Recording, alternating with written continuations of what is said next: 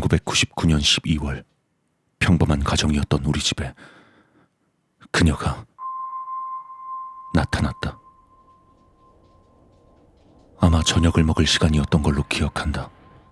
아래층에서 아버지가 나를 불렀다. 아버진 계단 끝에 선 채 내가 내려오는 것을 기다리고 있었다. 아버지의 눈빛은 불안해 보였고 나는 뭔가 잘못됐음을 직감했다. 지금부터 내가 하는 말을 명심해야 한다. 아버지의 이야기를 듣자 심장이 빨리 뛰기 시작했다.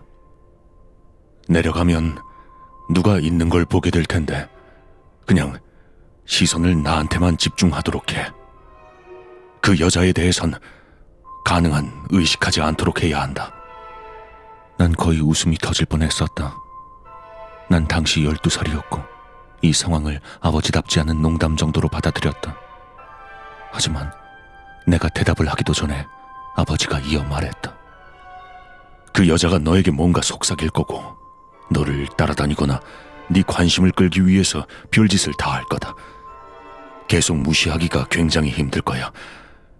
하지만 아들아, 절대로 어떤 이유라도 그것과 말을 섞어서는 안 된다. 네가 그게 없는 것처럼 굴고 그 여자에 대해 생각도 하지 않는다면 맹세컨대 그 여잔 떠날 거야.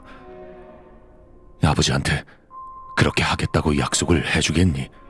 예? 무수히 많은 질문들이 머릿속을 스쳐갔지만 난 너무 겁에 질렸고 당황스러워서 겨우 아버지께 알았다고 대답을 했다.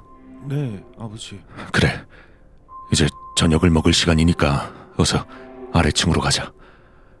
내가 오늘 그 여자에 대해서 너에게 말한 게 그 여자를 더 강하게 만들었겠지만 이 방법밖엔 없었단다. 난 네가 우연히 그 여자를 마주치는 일만은 피하고 싶었다. 아버지를 믿고 자, 이제 집중하렴. 난 아버지가 말한 대로 주방으로 향하는 아버지에게만 집중하며 천천히 아버지를 따라 아래층으로 내려갔다. 아래층은 방 안의 온도가 급격하게 떨어진 듯 서늘한 기운이 감돌고 있었다. 공기 중에선 익숙한 듯한 시큼하고 뭔가 병들었을 때 나는 냄새가 났다. 아버지와 내가 동시에 식탁에 앉았다. 누나는 내 맞은편에 앉아 있었는데 고개를 숙인 채 눈앞에 빈 접시만 바라보고 있었다. 그렇게 모두가 자리에 앉았고 어머니는 오븐에서 음식을 꺼내오셨는데 눈가엔 울었던 흔적이 역력했다. 난 최대한 가족들에게만 집중하려 했지만 시야 한편에 방 구석에 있는 새카만 머리칼에 기분 나쁜 잿빛 피부에 무언가가 보이고 있었다. 부엌의 분위기는 가라앉아 평소 저녁 시간에 볼 수 있던 웃음도 온기도 찾아볼 수 없었다. 그때 누나가 테이블 밑으로 내 무릎을 움켜쥐곤 속삭였다. 나도 저 여자가 보이고 있는지 물어보려는 것 같았다. 난 고개를 조용히 끄덕여 보였다. 조용히 해! 아버지가 위협하듯이 말했다.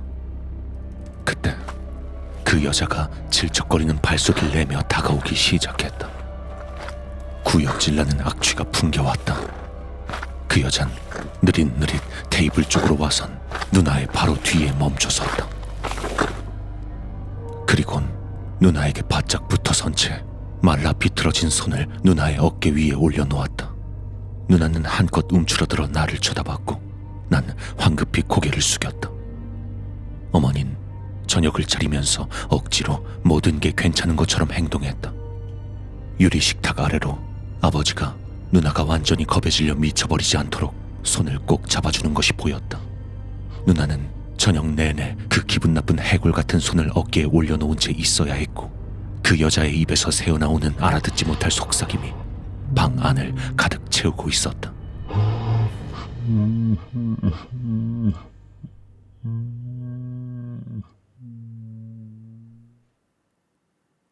그리고 우린 몇 달간 그렇게 살았다. 기분 나쁜 손님의 방문에도 최선을 다해 아무 일도 없는 척하면서 우리가 집을 나설 때에도 그 여잔 따라왔다. 우리 가족이 차에 타고 있을 때도 그 여잔 길가에 서 있거나 백미러에 비춰지고 있었다. 이 지옥 같은 시간 동안 부모님은 손님을 집으로 초대하지 않았고 우리가 친구 집에 놀러 가는 걸 허락하지도 않았다. 우리가 그 여자에 대해 말해야만 할 때면 그 여자가 너무 가까이 있지 않는 한에서 서로에게 귓속말 정도만 할 수 있었다. 아버진 그 여자에 관해 아무에게도 말하지 말 것을 당부했고 그게 관심을 먹고 자라는 이 여자를 고립시키는 방법이라고 했다.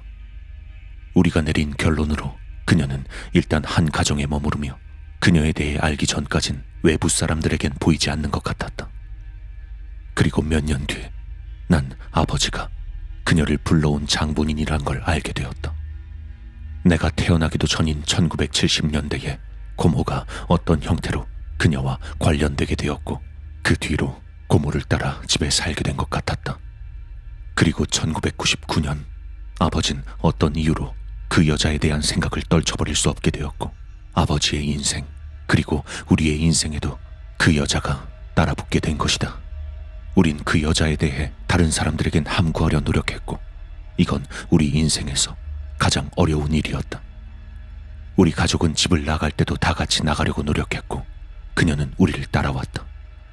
우린 가족들끼리 따로따로 행동하도록 둘 수가 없었다. 이 일로 가장 힘들었던 것은 우리가 학교에 가고 아버지가 출근을 하고 나면 집에 혼자 그 여자와 있어야 하는 어머니였다. 그리고 어느 눈이 오던 2월 밤 우리가 저녁을 먹고 어머닌 조금 일찍 자러 침실로 올라갔다.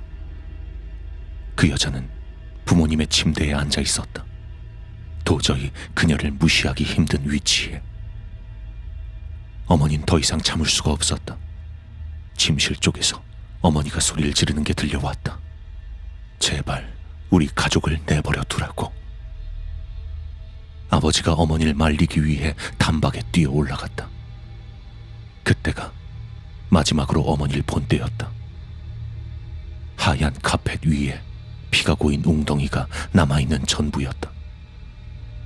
그 여잔 아직 거기 있었지만 어머닌 영영 사라져버렸다.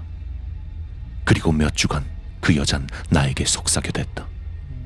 어머니를 다시 만나게 해줄 테니 자기에게 어떻게 해야 되는지 물어보기만 하라고. 하지만 난 절대로 그러지 않았다.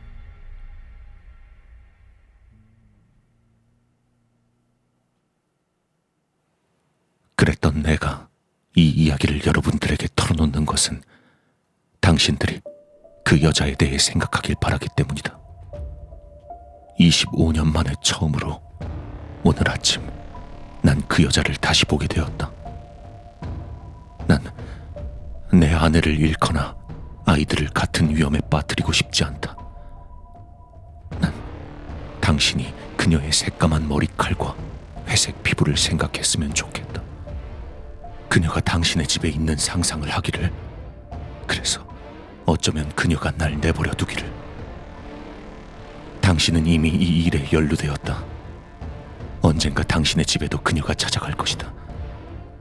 조언하건대 그땐 그녀를 절대 의식해선 안 된다. 그게 당신을 위한 일이니까. 당신들에겐 정말로 미안하게 생각한다.